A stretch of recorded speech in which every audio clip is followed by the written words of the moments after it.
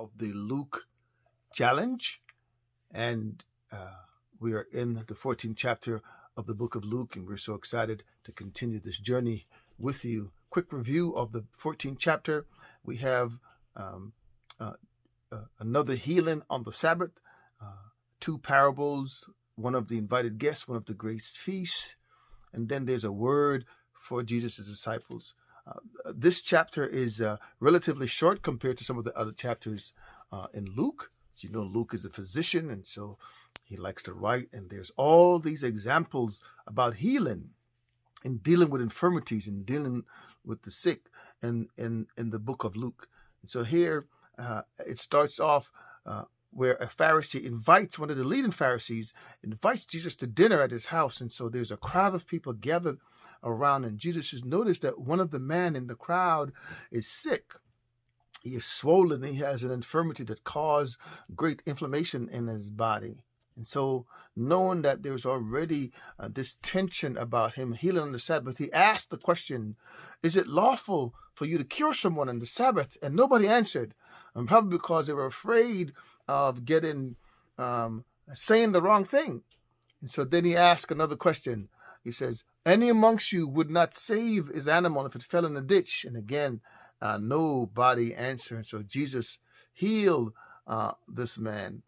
And then he continued his conversation with a parable to kind of talk about what really matters. He says, as you've invited me to this house, he says,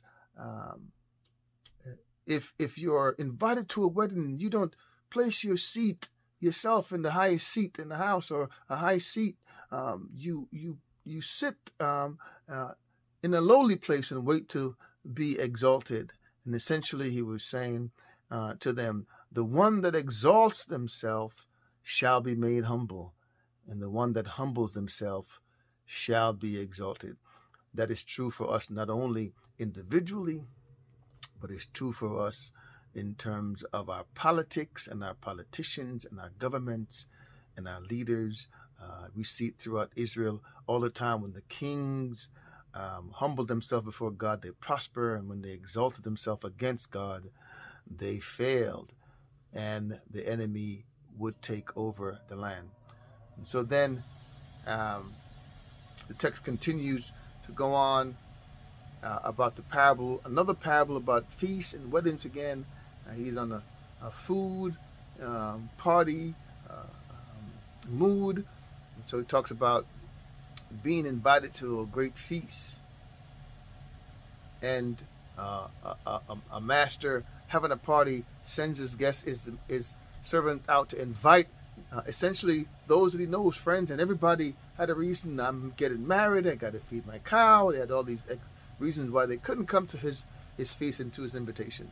And so the report came back to the master, and the master said, well, go and invite the sick and the lame and the poor. And so he did, and there was still room in the house. And he said, well, go back out and go on the highways and the byways, go everywhere you can and invite them, because I'll tell you this, everybody that comes to this wedding will come, but the ones that didn't come, they will not eat of my food.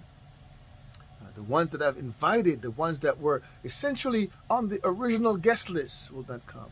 So there's lots of interpretations about this, about the Jews getting an invitation to God and not coming to the dinner table, and how God extends his invitation to the Gentiles and to everyone else, to the entire world, to the highways and the byways, and they are responding to this gospel and to this good news of God. So then he said something that's very puzzling.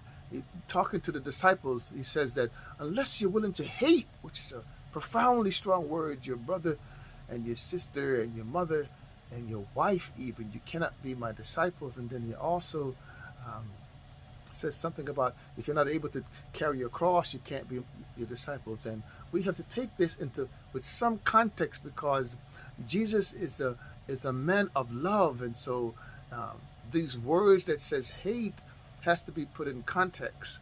And so he's trying to emphasize that you have to really be willing to surrender the things you love, to hate the things you love, to be the best disciple you can be, and to follow him, and to be willing to take up your own cross and his as well and carry it so you can be a true disciple. Because he also goes on to say that my yoke is easy and my burden is light. So it's he's saying, come, and part of this story he talks about wouldn't you count the cost when you're building something and when you're doing something. So he's saying, if you're going to be a disciple, I want you to really consider what it means and the sacrifice. And in this particular context, at the beginning of the church, where the church has not even been established, he says there's going to be some work you're going to have to put in,